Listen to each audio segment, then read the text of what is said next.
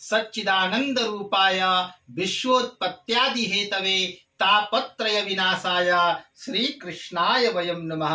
समस्त सनातनियों को जन्माष्टमी महापर्व की ढेर सारी शुभकामनाएं और बहुत बहुत बधाई। इस बार हम सभी सनातनी एक साथ एक दिन हम सब मिलकर के बड़ा ही हर्ष और उल्लास पूर्वक जन्माष्टमी महापर्व को मनाएंगे, क्योंकि प्रत्येक वर्ष जन्माष्टमी 2 दिनों का हो जाता था, लेकिन इस बार सारे शुभ योग सारे संयोग एक दिन प्राप्त हो रहा है। जैसा कि श्रीमद् भागवत महापुराण में बताया गया है कि भगवान श्री कृष्ण का प्रगटीकरण इस धराधाम पे भाद्रपद कृष्ण पक्ष अष्टमी तिथि रोहिणी नक्षत्र और बुधवार के दिन भगवान श्री कृष्ण का अवतरण हुआ था।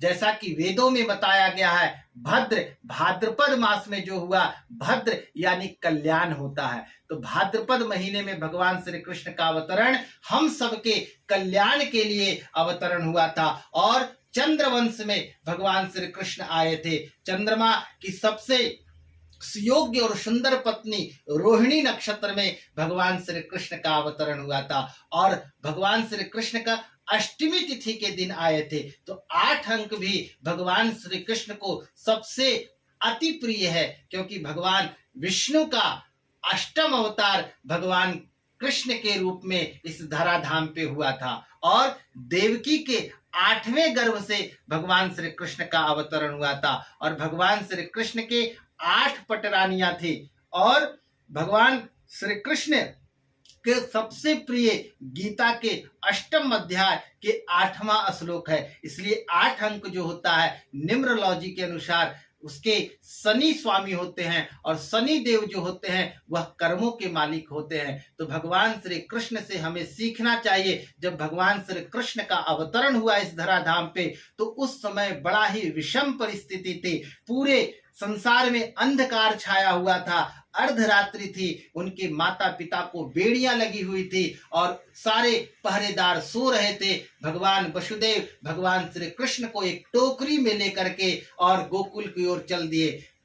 यमुना भी बड़े उफान पर थी, भगवान कृष्ण के चरणों का प्रक्षालन करना चाहती थी। आकाश मंडल भी भगवान कृष्ण के अवतरण से बड़ा ही हर्ष और उल्लास मना रहा था और शेष नाग अपनी सैया लगा करके बारिश से भगवान श्री कृष्ण को बचा रहे थे। तो इस दिन जो भी भक्त भगवान श्री कृष्ण की साधना करते हैं, व्रत करते हैं, दान करते हैं, उपासना करते हैं, साधना करते हैं, जप मंत्र करते हैं, तो उनके जीवन में पूरे साल भगवान श्री कृष्ण की अनंत कृपा प्राप्त होती है और उनके जीवन में सदैव सुख शांति समृद्धि की प्राप्ति होती है। तो भगवान श्री कृष्ण का जन्मोत्सव हम सभी बड़ा ही सात्विक होकर के अगर मनाए तो भगवान कृष्ण की शीघ्र कृपा प्राप्त होती है। प्रातःकालीन ब्रह्म मुहूर्त में उठ करके स्नान आदि क्रिया करके, और जब आप स्नान करें तो उसमें थोड़ा सा गंगा जल और तुलसी पत्र डालें और ओम नमो भगवते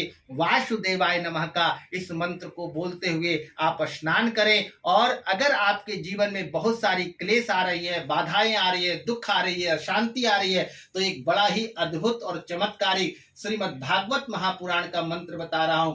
ओम कृष्णाय वासुदेवाय हरये परमात्मने प्रणतः क्लेशनाशाय गोविंदाय नमो नमः। इस मंत्र को जन्माष्टमी के पावन पर्व पे शुद्ध मुहूर्त में यथाशक्ति जप करने मात्र से मनोवांछित फल की प्राप्ति होती है। जो मन में इच्छा है वह शीघ्र फल की प्राप्ति होती है। और जन्माष्टमी पर्व के दिन अगर आप कुमारी कन्याओं को आप सफेद चीजों का दान करते हैं या सफेद वस्त्रों का दान करते हैं तो आपके ऊपर भगवान श्री कृष्ण की अनंत कृपा प्राप्त होती है। और जिनके जो निसंतान है, उनके यहाँ संतान की प्राप्ति नहीं हो पा रही है, तो हमारे यहाँ कृष्ण जन्माष्टमी के दिन एक अद्भुत मंत्र है। ओम देवकी सुत गोविंदम वासुदेवम जगतपतिम देहि में तनयाम कृष्णा त्वाम अहम शरणागतम। इस मंत्र को 108 बार तुलसी की माला से जप करें और एक नारियल में हरे कपड़े में बांध करके